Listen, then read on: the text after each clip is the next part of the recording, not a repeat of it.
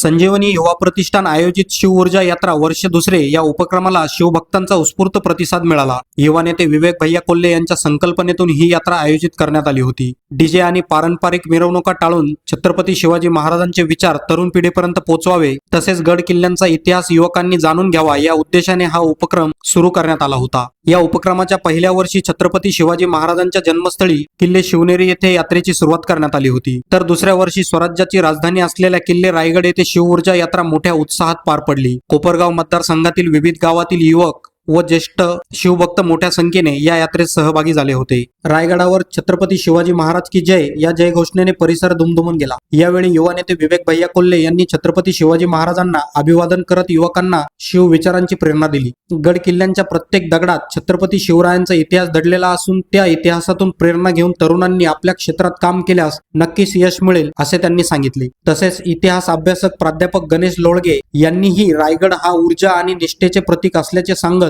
शिवविचार पुढील पिढीपर्यंत पोहोचवण्याची गरज व्यक्त केली। या शिव ऊर्जा यात्रेत सहभागी झालेल्या युवकांनी रायगडावर छत्रपती शिवाजी महाराजांना अभिवादन करत किल्ल्यांच्या परिसरात स्वच्छता करून ऐतिहासिक वारसा जपण्याचा संदेश दिला। बातमी तुमचे प्राधान्य आमचं। प्राधान्य न्यूज साठी प्रमोद पवार, कोपरगाव। शिव ऊर्जा यात्रा वर्ष दुसरं याच्यासाठी जो काय प्रतिसाद आपल्याला मिळाला त्याबद्दल आपल्या सगळ्यांचा खरंच एकदा टाळ्या वाजवून आपण आपलं या ठिकाणी मनोबल वाढवूया।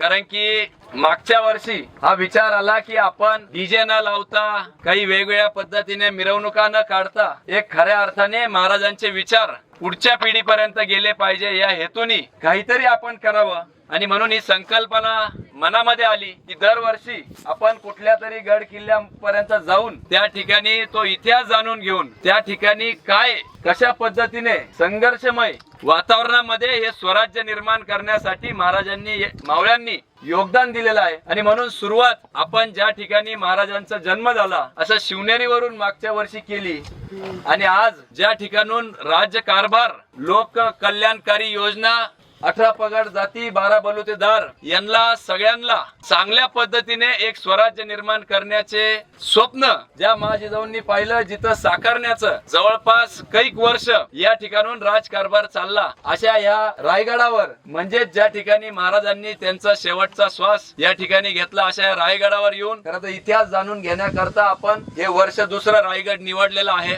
ज्या वेळेस आपण मेघडंबरी किंवा त्या ठिकाणी गेलो आणि एक नवीन ऊर्जा आपल्याला जगदीश्वराच्या मंदिरात असेल समाधीचं दर्शन घेऊन किंवा सरांचे किंवा आमचे शाहीर यांचे विचार ऐकून आपल्याला निश्चितपणाने जे काय थकवा वरती आल्यावर शारीरिक थकवा जाणवला होता तो जाऊन एक नव ऊर्जा आपल्यामध्ये शिव विचारांनी या ठिकाणी निर्माण झालेली आहे। याच्या मागचं कारण एकच या मातीमध्ये अनेक घटना खरं तर आजचं आपलं अस्तित्व जे काय शिवाजी महाराजांबरोबर मावळे होते यांच्या योगदानामुळे आपल्याला हा दिवस पाहायला भेटतो आणि आपला इतिहास विसरता कामा नये। कुठंतरी या प्रत्येक मातीमध्ये या प्रत्येक गड किल्ल्यांच्या दगडांमध्ये तो इतिहास दडलेला आहे, तो जाणून घेण्याचा आपण प्रयत्न केला। आपण काही देश सेवा करायची असेल तर सीमेवरच जाऊन केली पाहिजे असं नव्हे तर आपापल्या क्षेत्रामध्ये महाराजांचा आदर्श डोळ्यासमोर ठेवून आपण जर काम केलं तर निश्चितपणाने आपल्या आपल्या क्षेत्रामध्ये आपल्याला यश प्राप्ती त्या ठिकाणी होईल। आम्ही वयाची 8 टाकलेली होती परंतु काही आमचे त्या ठिकाणी अतिशय उत्साही त्यांच्यासाठी एकदा जोरदार टाळ्या वाजवल्या पाहिजे। रोपवेने आलेले नाही ते पायी आलेले आहे त्याच्यामुळे त्यांना परत एकदा आपण टाळ्या वाजवल्या पाहिजे की या वयात देखील महाराजांची प्रेरणा बघा त्यांचा सगळं कामकाज सोडून या ठिकाणी शिव विचार घेण्याकरता ते या ठिकाणी आलेले आहे। या आयोजनामध्ये युवा सेवकांनी पुढाकार घेतला। बघता बघता मागच्या वर्षी 4-5 बसेस होत्या, या वर्षी 20 बसेस झाल्या। आयोजनासाठी जे काही युवा सेवक याच्याकरता पुढाकार घेतला आयोजनाकरता त्यांच्यासाठी एकदा टाळ्या वाजवून आभार व्यक्त केले पाहिजे। त्याकरता आपण सर्वजण आलात, आपला वेळ या ठिकाणी दिलात, विचार सरांचे ऐकून घेतले। पुनश्च एकदा संजीवनी युवा प्रतिष्ठानच्या वतीने मी आपला आभार व्यक्त करतो। शिव ऊर्जा यात्रा ज्यावेळेला आपल्या आयुष्याच्या बॅटऱ्या डाऊन होतात त्यावेळेला ऊर्जा देण्याचं काम कुठलं करत असेल तर छत्रपती शिवाजी महाराजांचा हा इतिहास आहे। आयुष्यात आलेली प्रत्येक संकट महाराजांनी छाताडावर पेलली आणि गुरु ठाकूर यांची कविता आहे त्याप्रमाणे असे दांडगी इच्छा ज्यांची मार्ग तयासी मिळती 70 असे जगावे छाताडावर आव्हानांचे लावून अत्तर नजर रोखणी नजरेमध्ये आयुष्याला द्यावे उत्तर आयुष्याला द्यावे उत्तर आयुष्याला द्यावे उत्तर. मित्रांनो, ही ऊर्जा घेऊन तुम्ही इथून जात आहात. मला खरंच प्रश्न पडतो, या गडावरती येत असताना अक्षरशः आपल्याला दम लागतोय. गडावरचे जुन्या जर तुम्ही महादरवाजा जवळ जर बांधकाम बघितलं, ते दगड बघितले, तर एवढे मोठे दगड इथे आणले कसे असतील, तर कशा पद्धतीने आणले असतील याचा अभ्यास करताना लक्षात आलं की महाराजांचं जे मॅनेजमेंट आहे हे झिरो बजेट मॅनेजमेंट आहे. थोडक्यात सांगायचं तर नामदेवराव जाधवांचं शिवाजी द ग्रेट इंजिनियर नावाचं पुस्तक आहे. महाराष्ट्रातल्या अनेक इंजिनिअरिंग कॉलेज वरती हा विषय घेऊन मी व्याख्यान दिलंय. मी तुम्हाला सांगतो, असं जसं आता उन्हाळा सुरू झालाय आणि भले भले मोठे दगड तुम्हाला दिसतायत.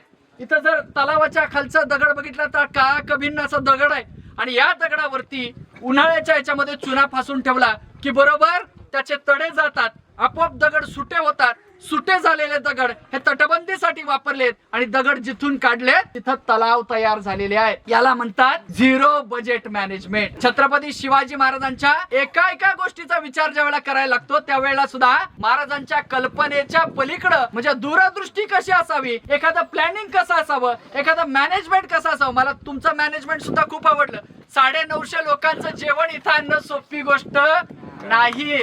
महाराजांचे मावळे म्हणून तुम्ही हा खरा आदर्श इथं घेतलाय आणि म्हणूनच याच पद्धतीनं आयुष्यातल्या प्रत्येक गोष्टीमध्ये हा महाराजांचा आदर्श घ्या की प्रत्येकाचं आयुष्य म्हणजे एक संघर्ष आहे. लढण्यासाठी तयार हो, झुंजण्यासाठी तयार हो, लढण्यासाठी तयार हो, झुंजण्यासाठी तयार हो, वेदनांचे पाश तोडून जिंकण्यासाठी तयार हो. भावनांचा मान ठेव, कर्तव्यांची जाण ठेव, बदलत चाललेल्या काळाच्या इशाऱ्याचे भान ठेव, भूतकाळाची राख झटकून नाविन्याचा ध्यास हो, लढण्यासाठी तयार हो, झुंजण्यासाठी तयार हो, वेदनांचे पाश तोडून जिंकण्यासाठी तयार हो.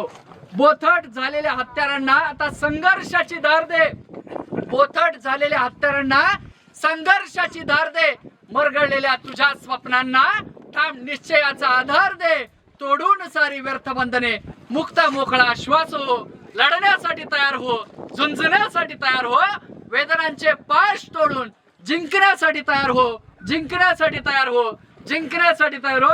आयुष्य जिंकण्याच्या तुमच्या प्रवासाला माझ्याकडून लाख लाख शुभेच्छा देतो. माझं सद्भाग्य मानतो की या रायगडाच्या चरणी माझी शब्दसेवा अर्पण करण्याचं भाग्य तुम्ही मला दिलं. मी संयोजकांच्या मनापासून आभार मानतो आणि इथंच थांबतो. धन्यवाद. जय हिंद, जय महाराष्ट्र.